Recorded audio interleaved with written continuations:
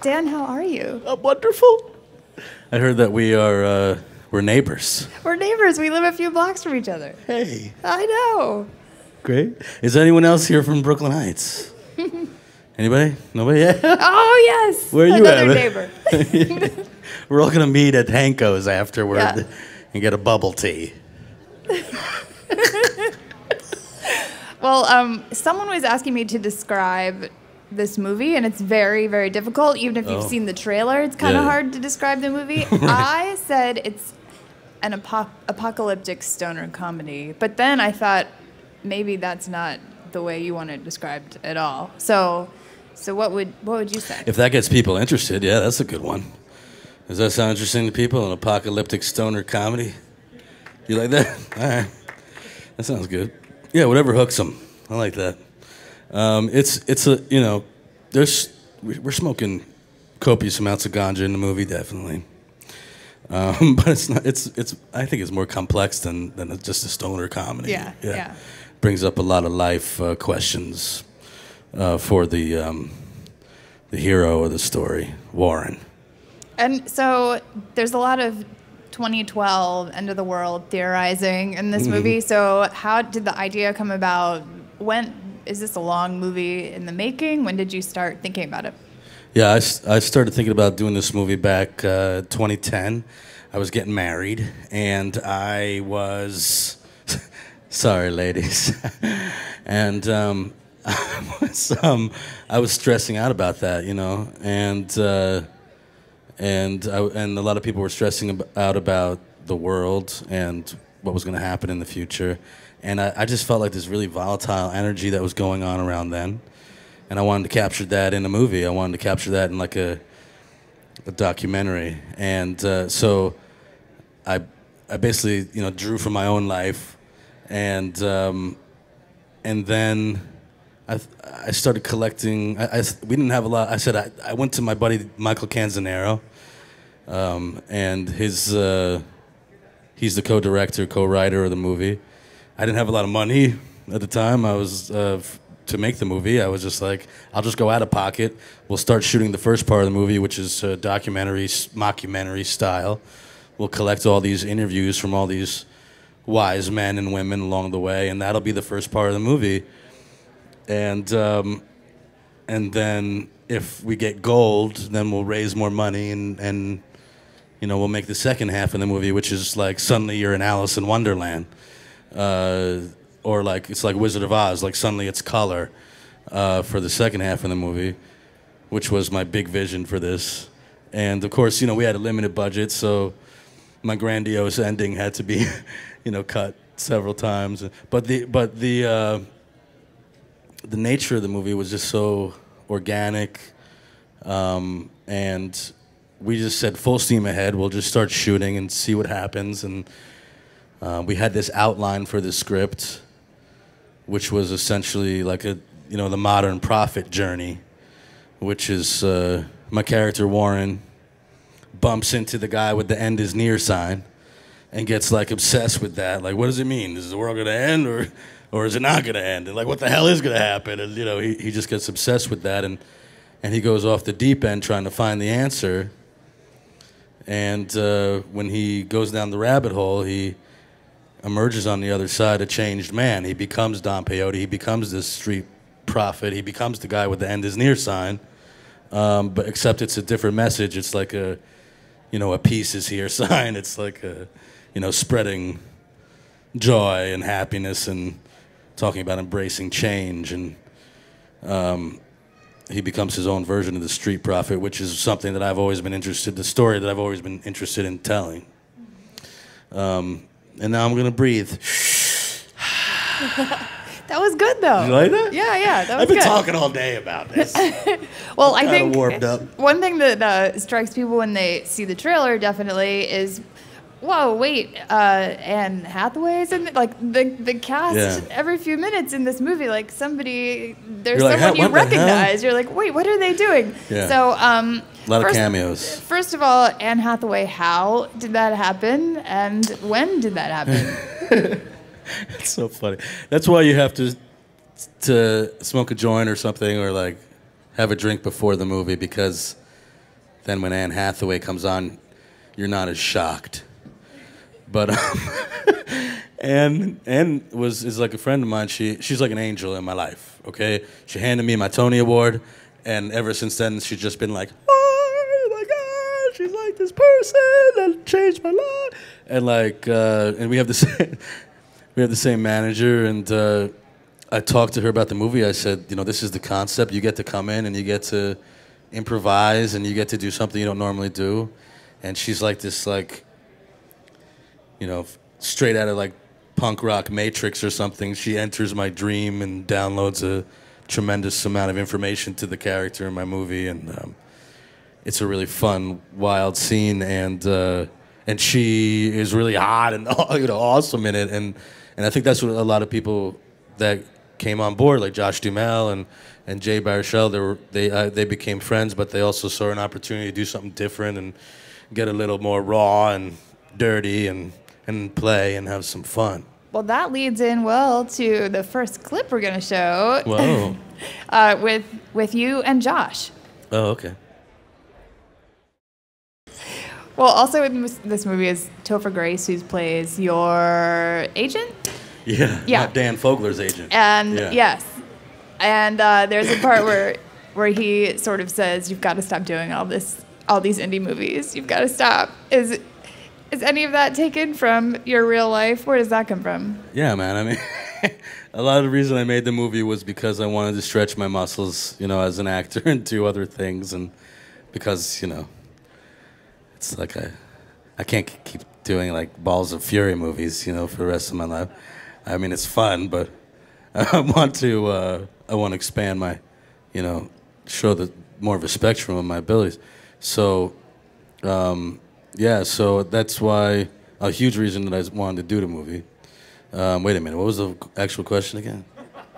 Oh, it was just about Topher Grace and how. Oh yeah, Topher Grace. Because he's talking about so working Topher Grace. for So that Dan moment Fogler. in the movie where we break the fourth or fifth wall, we break some wall, which is like an homage to like Annie Hall in a lot of ways, where you see Topher and he's playing Dan Fogler's agent, and that was me and he's just like, and it's like it comes at a very trippy part of the movie. So that was me saying, okay, my agent is going to see this part of the movie and just be like, what the hell is wrong with Fogler? And, that because it gets very out there. I break the fourth wall. I'm talking straight to the audience as my character. And my character goes crazy and he starts noticing the audience in the theater, and he starts talking to him like, hey man, this is my life, you're watching. And then suddenly we have Topher come in as that's Dan Fogler's agent, watching the movie, just being like, wow, whoa. And I'm trying to get him to, do more mainstream stuff. It's like, it's hard to be this guy's agent sometimes. It's like, that's me just thinking that's me looking at the movie outside of the movie as myself, and I thought that would be hysterical, and it's a hysterical moment in the movie. It's very akin to an Annie Hall non sequitur, and yeah, if that answered the question. I think so. And I know you said there's some footage in it where it seems like it is a little bit like a documentary. Did you speak to real people who had thoughts about the world ending, and how did you find these kind of characters? The movie is on the cusp of reality and fiction. He's collecting all these interviews from all these wise men at the beginning of the movie, trying to find these answers. And you have Jay Baruchel in there, who's an actor, is playing this conspiracy nut who was downloading all this information onto my character. But then you also have Daniel Pinchbeck, who wrote the book, 2012, who is the expert on it. And you have experts who are interviewed, and you also have obviously people playing experts. And I think, are some faces blurred of people? And yeah. People's faces are blurred in there. And the first... Yeah, because it was so organic and experimental. We were just rolling the camera at this party and improvising scenes. So there are people in the movie that were like, where the fuck is that person? We don't know where they are anymore. We never got them to sign anything, so we can't put them in the movie. It was really guerrilla. And there were people that, because you know, it's experimental. It's very 60s style movie making. There's, you know, there's smoking. There's all sorts of stuff going on, and you know, some people don't want to be seen on camera with that stuff. They'll regret it later. What happened to the reverb? Come on! Sorry. And you shot it. Did you shoot it entirely in New York? I mean, we shot a great portion of it in New York, but we went to Costa Rica. That didn't make it into the movie. We went to L.A. That is some of it's in the movie, but a lot of it, yeah, about 80% of it's in New York. And some out your apartment window. Yes, I'm out of my. So you get a nice, delicious view of Manhattan from my apartment window, from in the movie. And I think, are we ready? Okay, I think we're let's ready. do it. You like that? Nice. And in the movie, you play a guy who writes comics in real life. Yeah, graphic novels. Yeah. Yeah, you have written at least one graphic novel. Have you written more stuff? Two. I got 2 graphic novels out. Volume 1 into of Moon Lake, which is with Archaea/Boom, and that's like Twilight Zone on THC. Do you see a running theme here? Maybe a little. What sort of comics do you read? Oh man, I have such a wide taste. I mean, I'll read whatever's in front of me, really. But big influence on the movie, Grant Morrison. I came across a speech he was giving for Disinfo that like blew my mind during the research of this movie. And his book, The Invisibles, is has a lot to do with some of the concepts in the movie. I mean,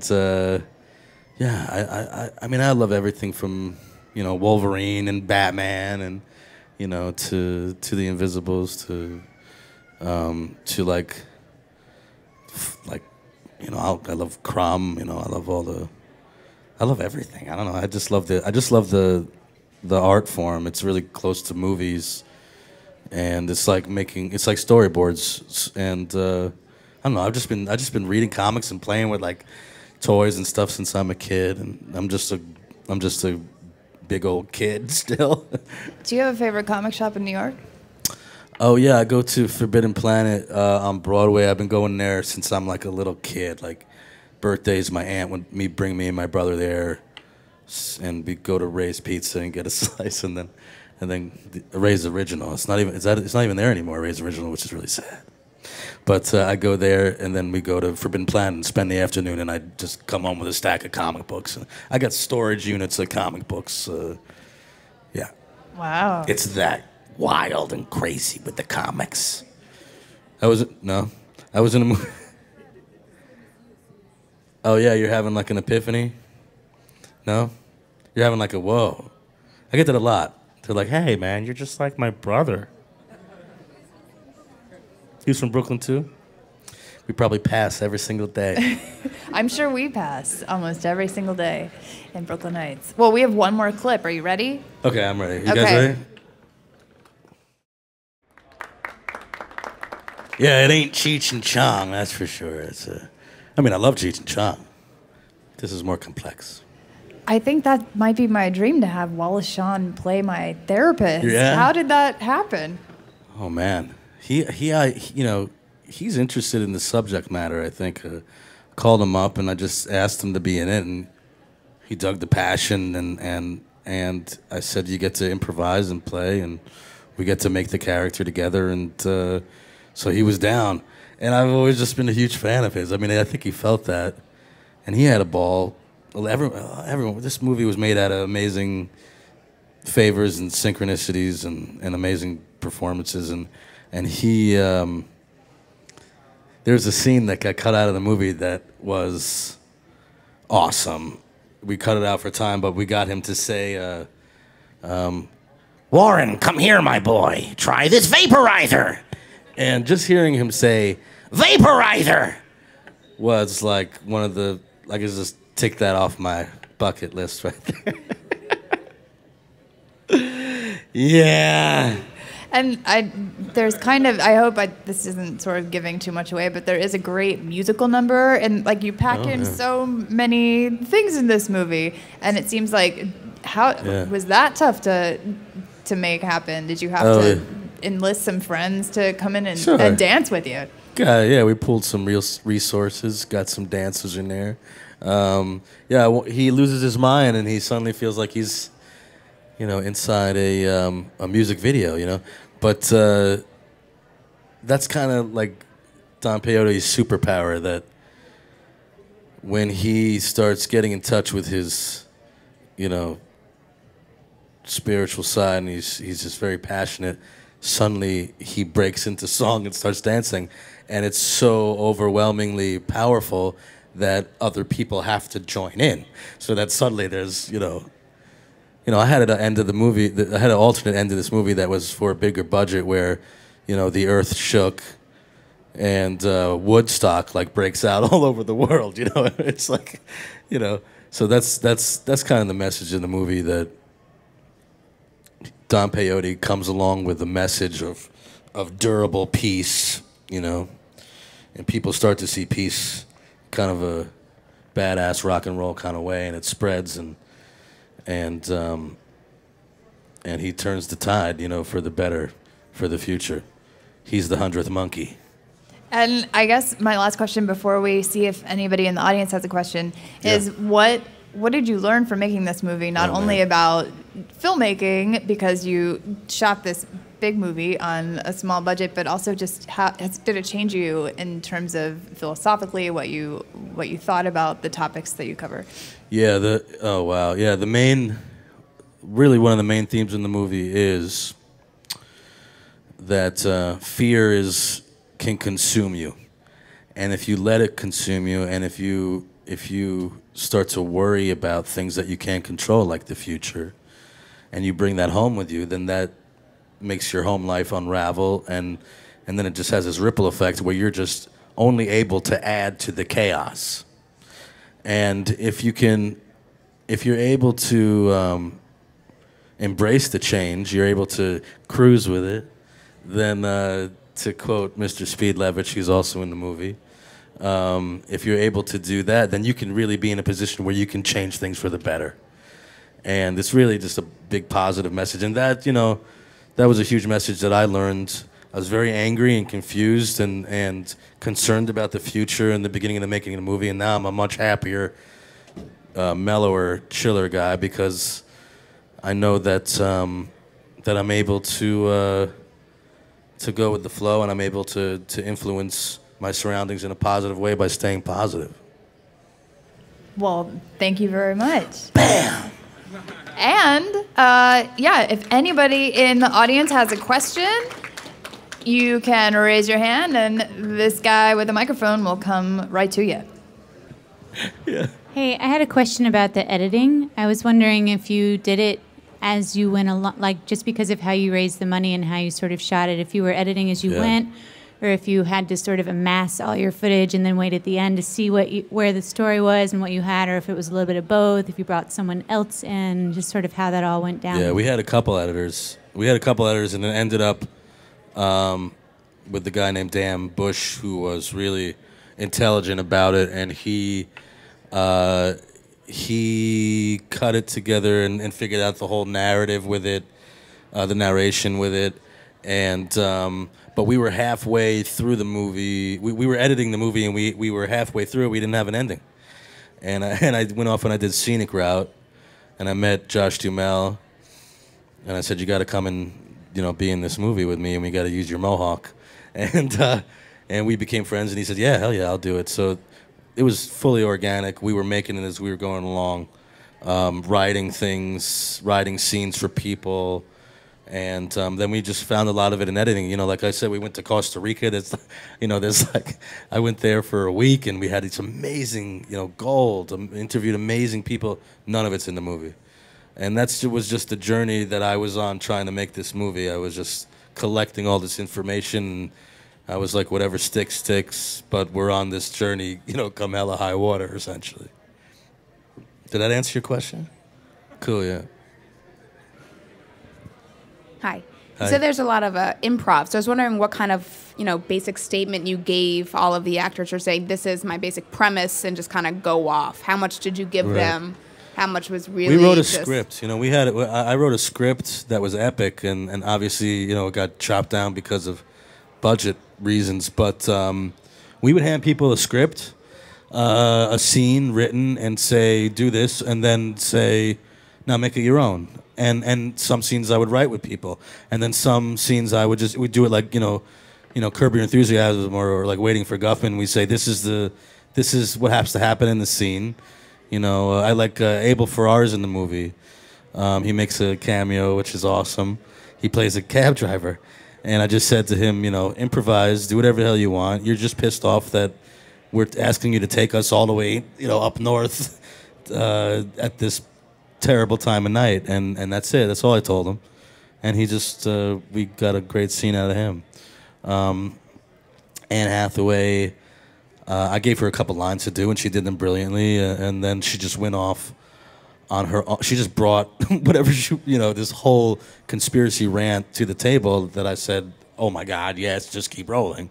So I came to the movie with the philosophy of, since I was in it and also co-directing, I wanted to make sure, my philosophy was like, say yes 99% of the time, because they're going to show up and they're going to be excited and to put their creative stamp on something, whether it's a costume person or an actor, and that's how we got gold 9 times out of 10 from me saying yes, and I said no a lot, but the majority of the time I said yes, and I think the people really loved being in that environment. Do you believe that good intentions and the message are more important than the actual talent that you bring into a movie? Which is more, in other words, which is more important? Good intentions and the message that you're trying to deliver, or the talent and the actual movie being an actual good movie? Well, you can't deliver the message without the talent. You have to have people that can walk the walk and actually try and move you to the point where you're thinking about the major themes in the movie. So it's like a chicken and the egg kind of question. I think the most important thing is the message, because if you're walking away and you're not thinking, this movie makes you think and it makes you talk about what's going on in the world, and big questions come up after you leave this movie. There's so many movies out there where you leave and the first thing people say is, do you like them? Yeah, they're good this time. You like that guy? Yeah, he was right. Okay, you want to get a cab and get some pie? And that's it. And there's too many. It's just like, if you're going to spend your time and watch something, it should at least affect you in some way. How's it going?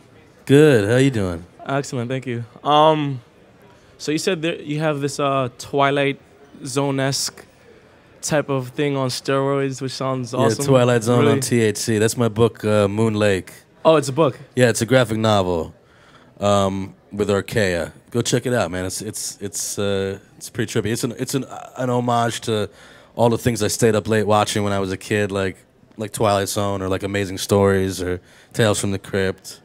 And it's this one freaky place up north where all of these different strange events happen from it's like a conspiracy theorist's wet dream, essentially. There's aliens, there's Sasquatch, It's got everything.